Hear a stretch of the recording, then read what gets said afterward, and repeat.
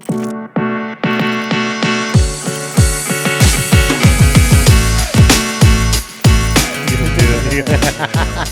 your best intro, Dan. What's up, everybody? Roast Battle League New York podcast episode. You want to say 1 or 0? I like when they do 0. We could do episode 0. Is that supposed to be episode 0 when you do the first one and then you circle back around and do 0, or how's that? Why would you circle around and why would you circle back and do 0 after you do 0 one? was a prequel. I mean, this is essentially a prequel. No one's ever seen the podcast before. But that doesn't make it a prequel. That makes it the prequel is the one where you deleted, where you talked all the shit. Maybe we'll release that at a later date. Yeah, maybe maybe on the future Patreon. Yeah. This is Roasted New York, the podcast. I'm Scott Hall. I'm here with the man, Dan Wickes. Yeah. This is the fiasco. We should not call it the podcast. We should call it a fiasco. Yes. Yeah. Awesome. Well, welcome. This is the first episode of the podcast. I don't. New York, baby. Yeah. This is not RBL Weekly. No, we're not. No, fuck that. We're mean. We don't care. We're not trying to build up battles. We're trying to tear them down. We're trying to air out drama. We're trying to anyway. There's a situation going on with the league that we really hope that we're not free to speak on. That we hope that they can just figure out. We love Pat. We love Brian. No reason to pick sides. we do. We love everybody. Yeah, but other than that, we're talking drama. We love everybody, but stop putting Pat in our fucking comments. Yeah, man. Pat said he told me he hates you. He specifically told me that he hates every fan. He specifically hates the people. Pat's gonna hate that. He did say either subscribe to his Patreon or shut the fuck up about it. Well, he didn't say that, but we said that because we're New York. Pat is LA. They're nice out there. You know, you've seen RBL Weekly. They're building things up. We don't care about that. We burn it all down. Subscribe to Pat's Patreon, or you know what? Fuck you.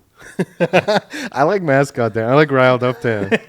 I like announcer Dan. This is a new Dan. Oh, speaking of riled up and stuff, you know, with the shaking and all that, just want to clear something up. It's real.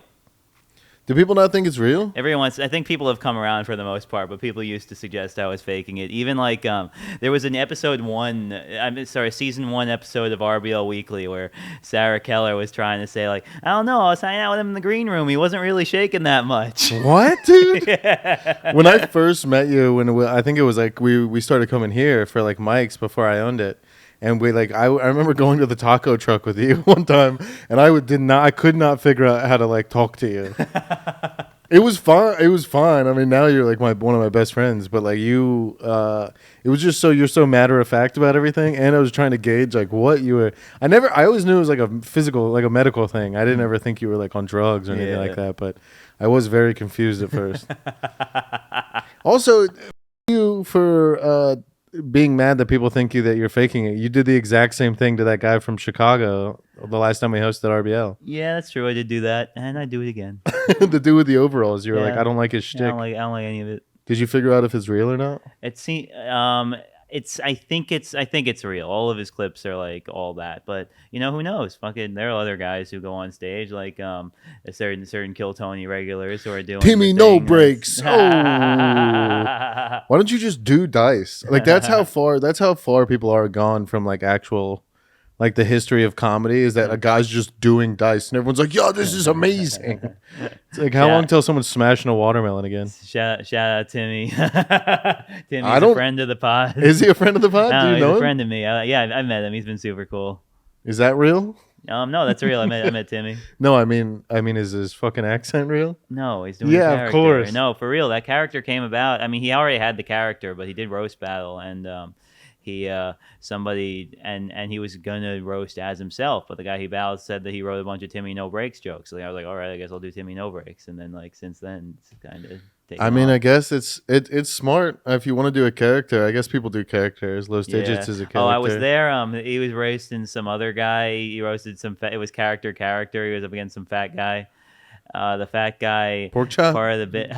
No, Pork Chop was in shape. Pork Chop was the thinnest guy in Cleveland. Like, imagine being the thinnest guy in Cleveland. Your name is Pork Chop. Yeah. Yeah, I was on the phone with Chris Paul today because we're battling next month. And Oh, we're he's the exchanging man. info, and I told him that you guys are by far the fattest scene in the league. You know what? As a guy who gets called fat regularly by Dan, I do appreciate that. Yeah, dude. One time I sent in rankings to Pat, and I said like Cleveland was great this week, and I usually hate Cleveland fat guy, and then I realized I was talking about a different fat guy. And Cleveland fat is not just fat; this is like morbidly obese. Is there a lot of fat? Is there like fat They're Cleveland battlers? huge. Yes, they're all massive. They're like it's a scene of two plane seats on the airplane. I want to know what you guys think. Who the fattest city is? It's not. You think it's not even close? Yeah, not at all. Is it just the battlers, or you think the whole city's fat? It's a good question. I mean, it's the Midwest, so people are fatter. What do you think the hottest scene is? Probably LA. Yeah, it's not gotta even be close. LA, Yeah, of course.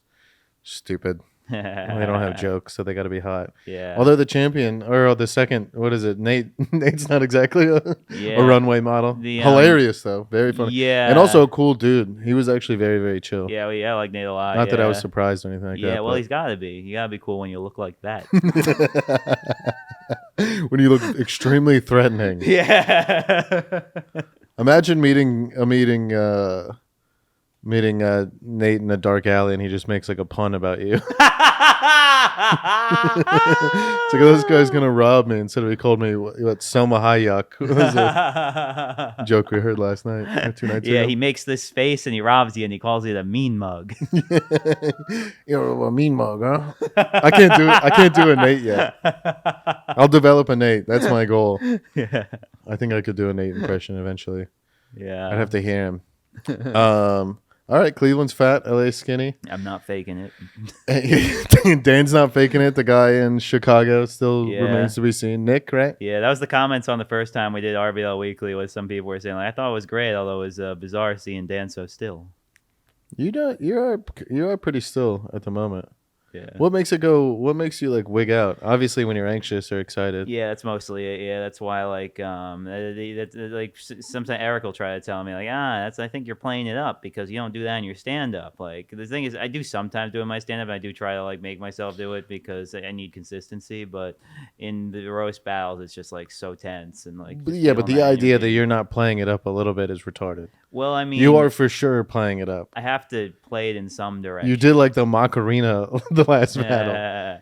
Well, yeah, but I have to play it in some direction because something's going to happen. If I don't do anything, like I used to try to just be as still as possible. Yeah. And I would just like stick my hand in my pocket. I would just yank it really hard. Yeah. Like Martin Phillips says that. I knew him from DC. Yeah. He used to keep his cerebral palsy. Just stick his hand in his pocket. Yeah, and like so it's like all right, like I gotta like what's playing it up? Like something needs to happen. It needs to get out of my body. Well, I mean, the anniversary show. If you guys are watching this episode on Tuesday, the anniversary show just dropped Sunday on the main channel. I guess this will be on the main channel too. But Dan crushed Malia.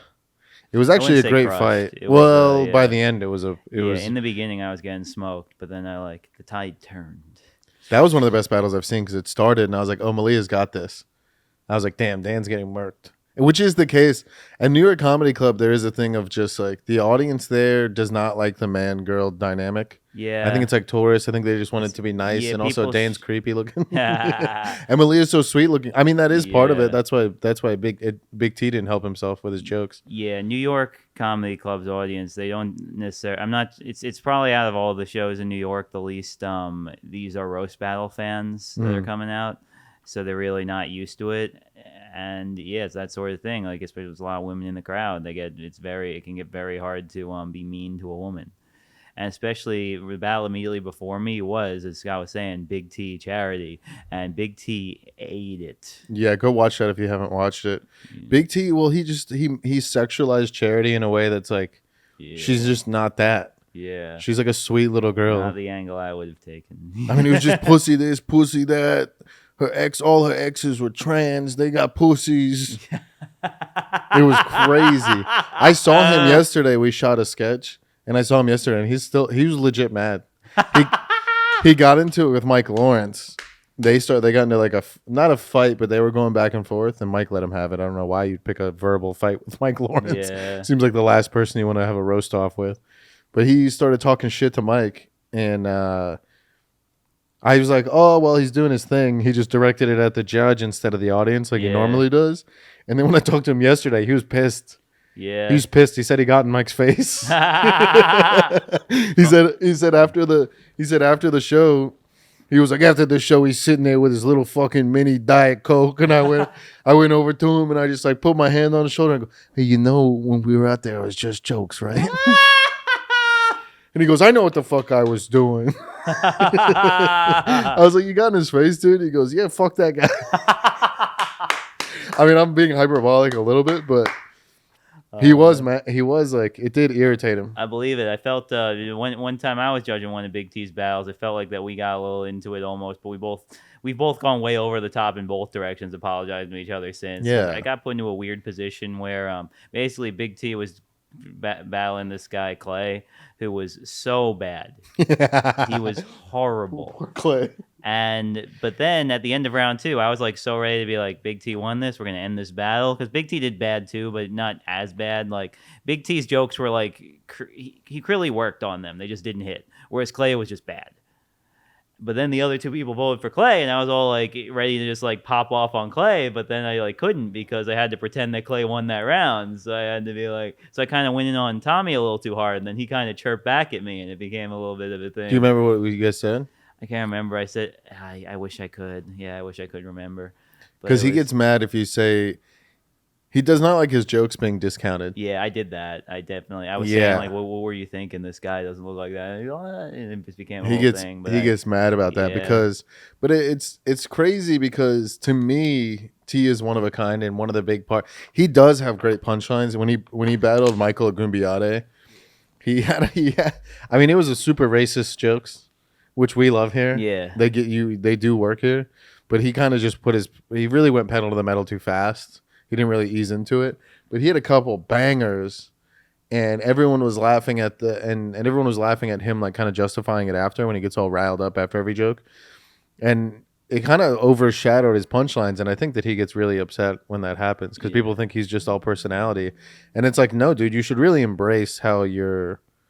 I don't know if JJ's doing this, but JJ has a little bit of that too.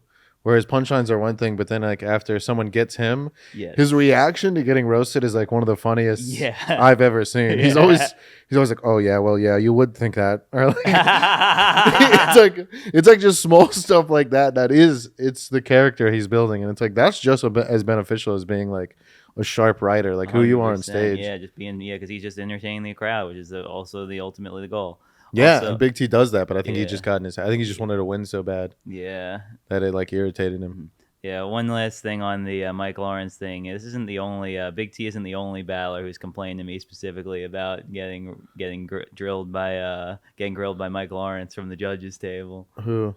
I mean, I don't want to say his name, but it wouldn't be that hard to figure out if you go through the battles. The Cellar show.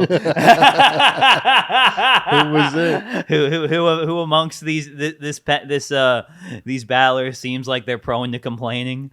I don't know who you're talking about because I didn't watch the judging. I watched some of the battles. Oh, you'll figure it out. Just based on everyone's face during the show, I'm gonna have to go with Ryan. Yeah. Was it Ryan? It is 100% Ryan. Oh, poor Ryan. I don't know Ryan. Like we've never met in person. Yeah. We might have. I don't remember on the Cellar show. Maybe. Mike Lawrence had a very funny line that Ryan took a little too personally, which he didn't really need to take personally. It was just like he was just a joke. He looked pissed during the battle. Yeah, but after the Mike Lawrence said he's the difference between because he was up against Andrew Manning, our boy, who I have Shout said out on Andrew. record, I think the best battler in the world. Best in the world for sure. New York. He goes. Mike Lawrence goes. The difference between comedy in New York and comedy LA is the laughs he was getting and the laughs he was getting. Ooh. I do remember that. Yeah, I do think I saw that. Oh man, that's such a compliment too. Yeah, I mean they got into it about LA, New York with Big T also. Big T called him like an LA guy. And then what did he say? He said, yeah, one of us has jokes and the other one's all personality. You seem like the LA one to me. It's like, dude, Mike is fucking quick, dude. Mike, and Mike's also not an LA guy. He lives there, but he's not. He's a New York guy. He's born. Yeah, he was created in our pressure cooker. Yeah. So when did you start roasting? I started roasting the I started roasting about 9 years ago. I was matched up with a certain person who would. So I was first asked to battle this person, and I didn't want to battle her because I was like kind of talking to her, right? Kind of like a little will they, won't they type thing. And then it ended up not happening, which was good. She got it canceled, which is great because I relied on her to do that because she was kind of like a name there, and I wasn't. I was nobody. I'd never done it before. And then the second time, we got asked to do it again, and then she was like, "All right, let's do it." And I'm like, "What? Shit." Mm-hmm. And then so then the day comes around, and by the way, after that, at this point, we had like gone on a few dates. We we had hung out a bit, and then like a moment happened that like was the type of thing like, oh wow, maybe we're not going to be dating at all. And I'm Okay. like literally given like certain thought to like, do I even want to continue to see this person? You were the And making the decision about whether you guys were gonna date or not. one weekend, but yeah, this was a different. So I mean, this Imagine being thing. Dan, the one holding the bull. But yeah, because a thing happened, and basically, I talked to some friends who had met who were like my mic buddies, and I just basically talked to them, and they were like, "Well, if that's all it is, I think it's still worth giving a shot." And we agreed, and I was like, "Yeah, let's do it." Okay. So so I get there, we're still doing the battle. We haven't talked since the thing happened, and I'm like, "Oh, hey, what's up? Excited?" What was the Yeah. thing? She had a very messy car. It was like, and not being like, I know that when you've seen my room, it seems like. Just so you know, Dan lives. I don't even know how to describe. You know the scene in Idiocracy where the guy busts through the wall, but then he doesn't notice, and he's like, "Leave me alone, I'm baiting." Yeah, but something to keep in mind. This was a decade ago. I wasn't living You my were life the cleanly. same. You were cleanly. Yeah, Well, Dan's an artist. He doesn't have time to be cleaning. yeah, and like I was, and not only was I cleanly, I like had my corporate job. I was like very, You're still like normal. yeah, Yeah. and it wasn't just messy. It was like horrendous. It was like horrible. Like it was like full. It was like we got in there and she panically like grabbed a Febreze bottle and started like that's what we're talking about. That's comic brain, though. There's so many comics that look put together, and then you see their personal life, and it's like, good God. Yeah. And we're all. I mean, I'm included in that. But what? But Okay. yeah, but then I get there and I Messy tell her car. like, You just lost a girl because your room was too messy. yes, yeah, it all came full circle. Really, yeah. But he shout out a lot of the gonna figure out what to do with all those jokes from the birthday roast. They literally a tangent, but birthday roast. The second night of it, most of the jokes are about how I need to clean my room and how it's crazy that this girl's talking to me. Literally the next morning, she ends things. Maybe she was here. Maybe she sent a spy. But yeah, anyway, so years ago we're at this is at Lovecraft Bar, where Fight Club was at the time, back when this was a show and not an open mic. But I say to her, since she sees me where she's nervous because we haven't spoken since. I'm nervous because we haven't spoken since. I tell her I still want to date you, and she's like, "Oh, okay. We can talk about this later." So we do the battle. It's horrible. We go to overtime. We're both bad. Overtime joke. We both bomb. We go to double overtime. She doesn't have a double overtime joke, so I win by default. And then that night, and then after we talk, we sort it out. We end up reconvening dating for about 2 years. But When did you start battling, Dan? Anyway, I once loved a woman. the next show was It sounds like that girl was wiling out. The next show. I'm battling this guy who's like a Laughing Buddha host, which sounds embarrassing, but this is kind of what the scene was at the time. That was where that like the shit. The We don't need to go battle by battle, Dan. No, but this is All right. important because this is the one that like made me like, all right, he's a guy. Okay. And also the way Fight Club was, it was like they have the dais. It was like a very like it felt like if you were here, if you could like be funny here, you were like a made man a little bit. That's kind of how it felt. What show was this again? This was Fight Club. This was Fight Club at the Stand. No, Okay. no. This was at Lovecraft. Oh, you just said yeah. Yeah. Okay. Yeah, this was when it was still like an old. I mean, it's always been like Before or all comics after hanging out, Gas? but this was way before. Okay. All right. Yeah. So this is yeah this so yeah, I go I show up. Sorry, I got thrown off by all that nerd. Was it before or after gas? Was Louis J. Gomez involved? Big J. Okerson? Sorry for trying to get people. Sorry, people don't want to hear about Lovecraft and a bunch of other It's just the shit they've never history heard of it. I'm trying to tell my story. I'm not Tell trying another vague story about a woman who broke up with you. It wasn't. I mean, it's not that hard to figure everything out. But Yeah, she was whiling out. It's anyway, so we go. So this is week 2. This guy, he's a Buddha host, and everyone expects him to beat me because apparently he was like he had some decent battles.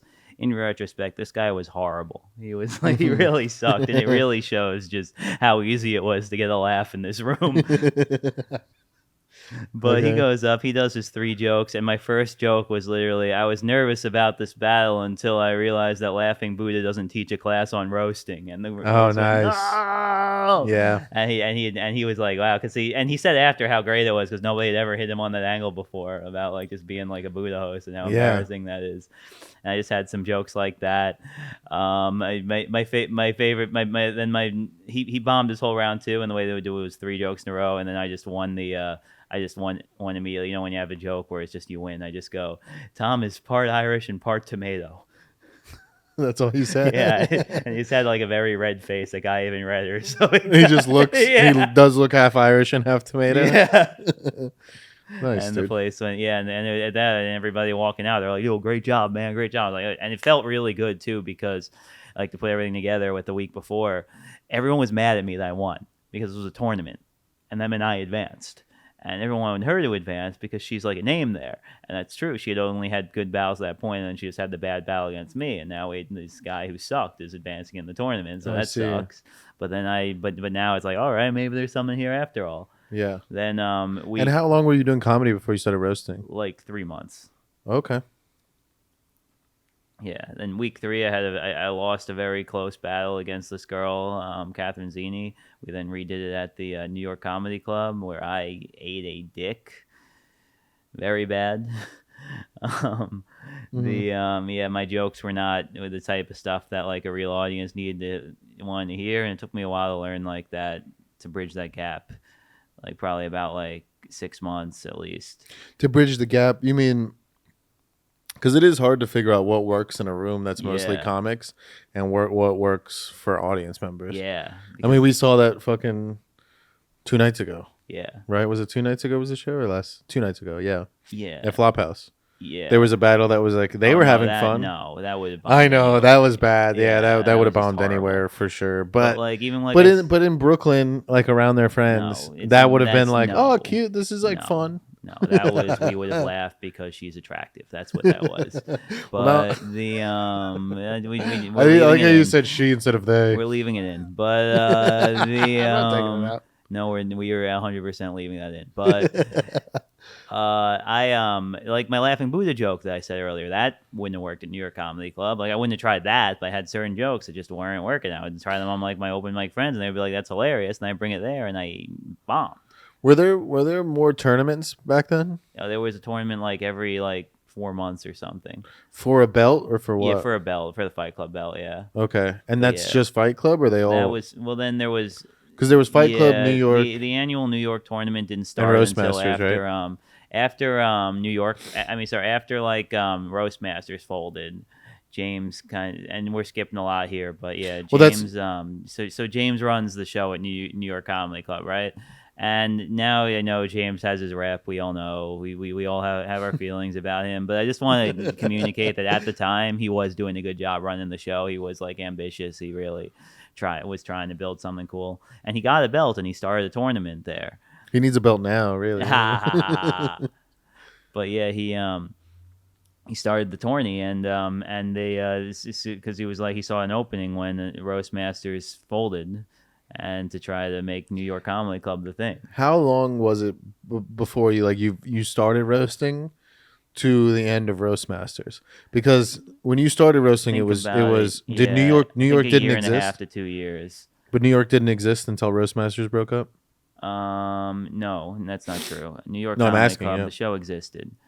But it was like when James became the producer, he like started trying to like make moves. He like tried to kick in another because early So New how long York was the Comedy roast? Club, they would sell out and they would be really. But Emilio was booking it at first, and he was doing a real bad job booking it. Like, yeah, I mean, it's fine. He's a club owner. He's not like the Yeah, he doesn't know. yeah, He's not out there. he was just booking like the comics at the club, and it like I remember a specific battle, Lucas Connolly, in like a 3-rounder in the finals of the in like the main event, just 0 for 13 on jokes. It was horrible. Also, speaking of which, you should go back to our YouTube. We're doing a lost tape series, and it's a bunch of old battles. We just put up Dan and Jeffrey A. Smith, and then the last battle we just put up was JP and John Marco Ceresi.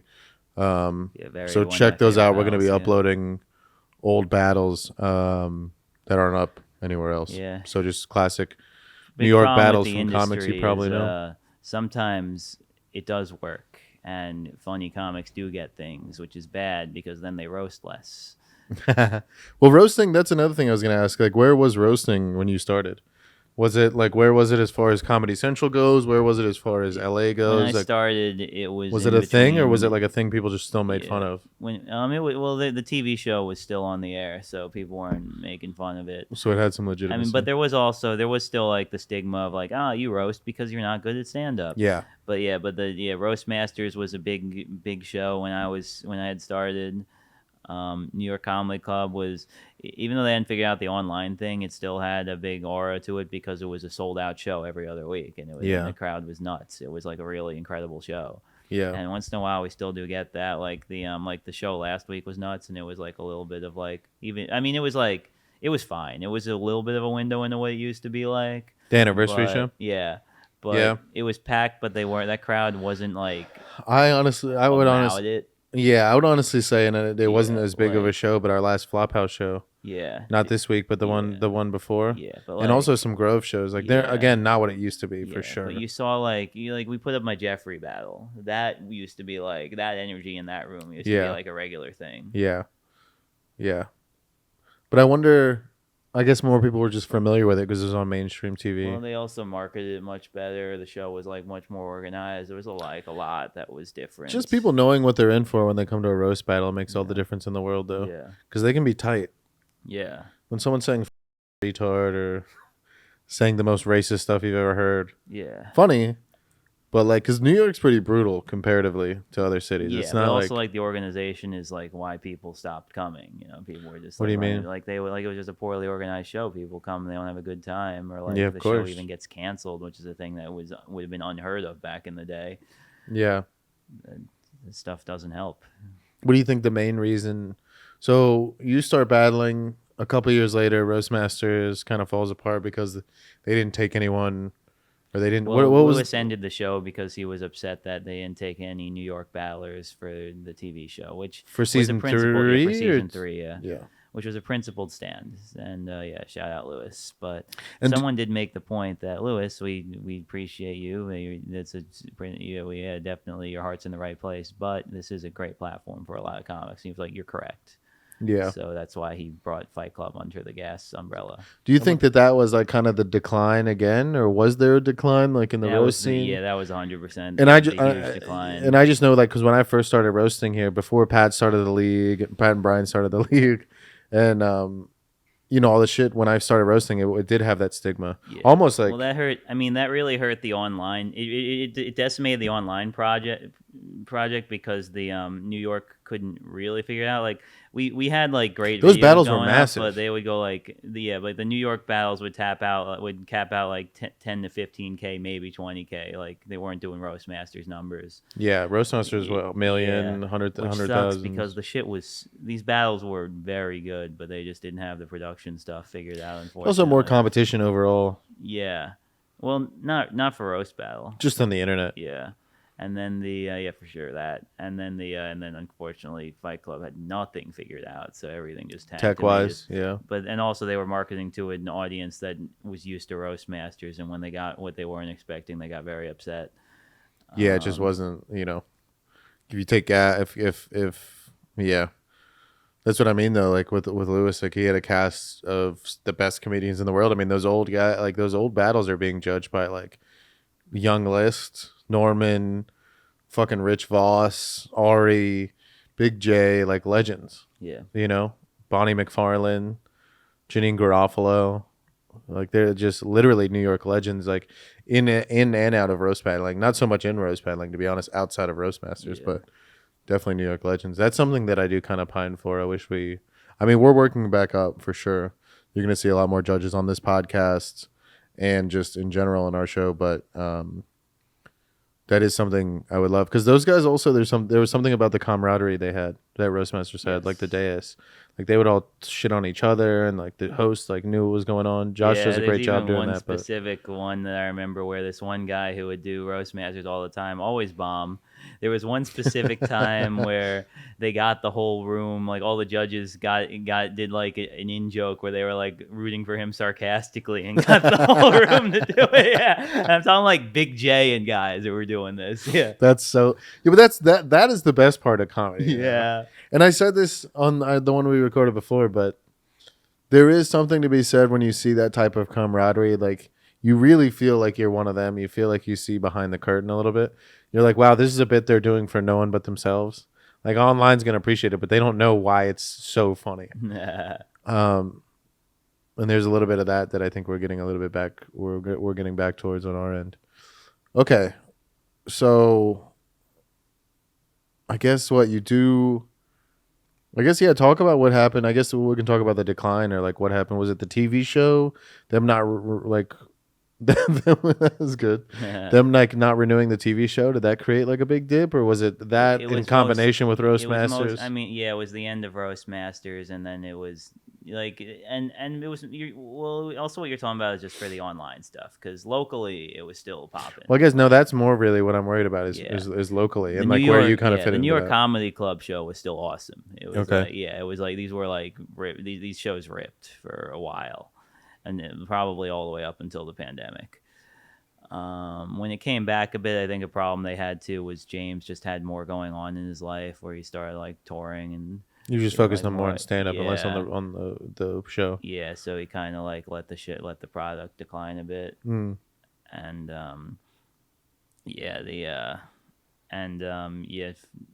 and as I already covered, like Fight Club was just bad. It just like It just couldn't hold up to what Roastmasters was. Yeah, exactly. Which is big shoes to fill. Also, there were some, like, a lot of people walked from the show for like some certain drama that happened. But yeah, like people who were like a huge part of the show, like Maddie Smith, like Chris Crespo, like Andrew Castano, they all like left the show, and when that happened, they kind of really suffered. So I think, I mean, based on that, so what are you doing? Where are you putting your eggs at this point? My eggs here, of course. I fucking No, I don't mean now. I mean obviously, but I mean like back then, like when everything was kind of falling up. Were you just New York, kind of New York? 100%, yeah. Was it because it was a club, or was it because it was just the best show, or both? Obviously both. Both those reasons. Also, I was closest. Also, me and James were close. We were like, this was like our baby. Me and James built that shit. Like, I was proud of it. Like, it was like Emilio would like post whenever me and him battled. Like, me and anyone. It was like we went to LA to battle people, and Emilio made a post like, James Fontillo and Dan Wickes just rep New York and fucking took W's in the belly room. What's up? And like, shit was cool. Yeah. Well, it doesn't seem to me like anyone really picked up the mantle until we started like putting online stuff here. And I mean, I don't know how you feel, but when I got here, it was like, there were 3 shows. I wanted to do New York just because it was the club, but that was really the only reason to do it. Yeah. You know, it is what it is, but but this show is the one that's putting in the most effort. We do the most online. Yeah. Just, we try really, I mean, we bust our ass for this fucking, we talk about this shit every day. Very strange thing that a lot of people don't do, which is I try to shake. I try to book people who will make the people in the room laugh. Who, like, you do a great job booking. To see. Yeah, thanks. Yeah, it's a weird, bizarre formula that some people have not been able to figure out for years for some reason. It is odd though, because me and you will go back, like for the most part, you book all the battles without, I don't really know, but we do toss around some ideas when after a show or something, it's like, oh, it'd be great to see them two together. But you really do start to get a sense of like who are going to do well together. Yeah. Do you know what I mean? Like, they can why and for what reasons. Like, Yeah. sometimes it's just you want a great battle, but sometimes it's like you want someone to tee off on somebody else. Yes. And Yeah, other I times do. it's like you Yeah, want, like the yeah, one like- I'm campaigning for right now is Michael Green versus Michael Kaufman. Michael Kaufman. Yeah, that yeah. one will definitely happen. But one of the it's great when I have these conversations with Scott too, because I'll be like I'll go on one hand I'll be like, I want everyone to succeed, I want all the battlers to leave feeling good about themselves, and then I'll be like, hey, there's you know that guy, that 40-year-old guy who still talks about doing varsity baseball, I want you to fucking embarrass him. You do have a thing where the last like 6 people, maybe not 6, but the last few people Dan asked me to battle is solely so that Dan could watch them just get murked. Yeah. Like, you need to say not nice, not even clever, just rude shit to them. You got what you wanted. Yeah, my favorite Scott Ball ever, and by far, and this is the objectively right choice, even though he doesn't think it is. I put him What? against the poor guy by the name of Oh man. and Steven had just gone through a divorce, and he's doing just savagely mean jokes. I He did go- I did a thing yeah. there where it was like all the setups which seemed like a setup to a different joke, but they all ended up with jokes about his wife having sex with somebody else. Yeah, Or divorcing him. yeah. Like what was the best one? The one about him hosting the show. Oh yeah, I go, oh man. I said something about how he got fired, and I was like, when Yeah. they He said- Oh, his he audience, said they- Steven used to be the host of this show. yeah, his It was audience a lot like it was a lot like his marriage. Just a captive audience hearing him scream, getting ready to leave. I didn't say captain. Yeah, I said they're just I can't remember, the audience feels a lot like his wife. They're just getting yelled at and they're ready to leave. Yeah. Something like that. And But I it had something, he remember was like, okay. And what's great is all this happens. he tapped before the last joke. He didn't even do a 5th joke. He was like, Yeah. you got it. He didn't even want me to tell mine. And the best part about this is right before the show, we had Shane Gillis headline Grove, and he Yeah. stuck around and watched the whole show. I mean, I have video of him and Lil Sasquatch beating on the wall after the last joke because they Yeah. liked it so much. The and all the judges knew this was happening, so people were kind of nice. But I had no idea. I didn't know they were behind me because I was just sitting at the table. I didn't look behind me, so I just let Steven have it. I don't remember what I you just went said. like, oh, Steven, I wish I could make you the host just so I could fire you again. Dude, you really, that has to, bombing in front, and equally I felt great in the moment. I was Yeah. like, oh my god, just killed in front of Shane. What's great, But he must have felt terrible. He didn't, I don't think he's Yeah. battled since. Oh no, not here. Fight Actually, Club. he has here a few times, but yeah, that is also the point of the other show. Some people who can't hack it in front of real audiences want a room where they can feel like they're not, like they're funny, like, oh, I'm funnier than the homeless guy, I'm something. But Jesus.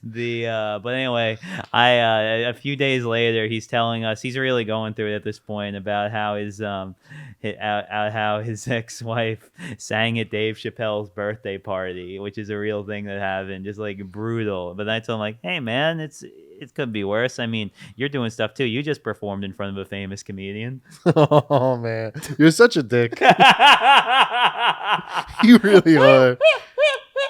It's crazy because it's like, my whole life, my best friend too in high school was a guy who would like sleep with all these women and like just leave, and like he was just such a philanderer, and like we'd hang out and they'd be like, Scott's the asshole. It's like, because I just present and talk like a dick. Yeah. But you are an asshole. You take genuine pleasure in like just being mean. You hurt my feelings. You hurt everyone I know around you's feelings sometimes. But that's also why you're good at roasting, and that's why I love you, and that's why I love working with you on the show, because it's like we do enjoy, dude, roasting someone of a good joke, like that's hilarious. I know it hurt his feelings saying that, He immediately but was that's so funny. like, fuck you. Yeah, That was him. I know, but that's what comedy is. Like there is a thing of just like, eat it, dude. Like this is the ultimate ego. It was great too because it was around other comics. Asker was there, and he and it took him a second, and once he realized, he started dying laughing. Yeah. It's so he's gonna hate this too. Hopefully he doesn't see it. Yeah, and hopefully he does. But, okay. Yeah, so I mean I guess that's kind of been the history up until now. Yeah, And your you history, know, I with mean, you've done pieces, some yeah, tournaments There's a and- lot more that happened in between, of course, but that's yeah. They can ask. I mean, if you guys leave comments, obviously we're going to be interviewing people on the podcast. We're going to try some big, we are going to have some bigger comics come on that that will eventually judge the show, and then we're gonna have people on like Andrew Manning, Josh, Eric, whoever, just battlers. You know, Divya would be good. Yeah. Yeah, some. He was gonna be. You want to get into some kind of joke? Or you gonna... No, that's not what I meant. Just because you named all guys. Oh yeah, some women. Okay, so I knew. Yeah, I knew. Yeah, Divya. Well, hopefully, maybe we can get some people like Dina That or would be whoever sick, if people yeah. are around and like Yeah. really talk about. Eli's obviously the white whale. Yeah, We all want to know that's what he's not up gonna to. happen, but He stepped I away. see him every once in a while. He's in good spirits. He's the OG man. Yeah, I run into him on the street sometimes in Bushwick. Yeah, he's. I mean, he's obviously the goal, but I don't think that's gonna happen. Yeah. But yeah, if you guys want to hear anything, or if there's anyone in particular you want us to interview, just let us know. Yeah. What's up? All right. So now quick plugs. Of course, if you're here in New York, we would love for you to come see a show. We do shows. Usually our Wednesday shows are here at Grove. Once in a while they're on a Tuesday. Once a month we're at Flophouse in Williamsburg. We're doing a show. We do a monthly in Stamford, Connecticut. If you live in Connecticut, we're in talks. We're trying to add a Jersey show at the Stress Factory. And we're also adding a monthly showcase where we let the roasters do stand up, which also I think is an important thing to do, because as we were talking about earlier, people don't respect the roasters. You used to be like, you roast because you can't battle. It's very important that we all support these people's stand up, so we take them seriously as comedians, and that's something I want to foster.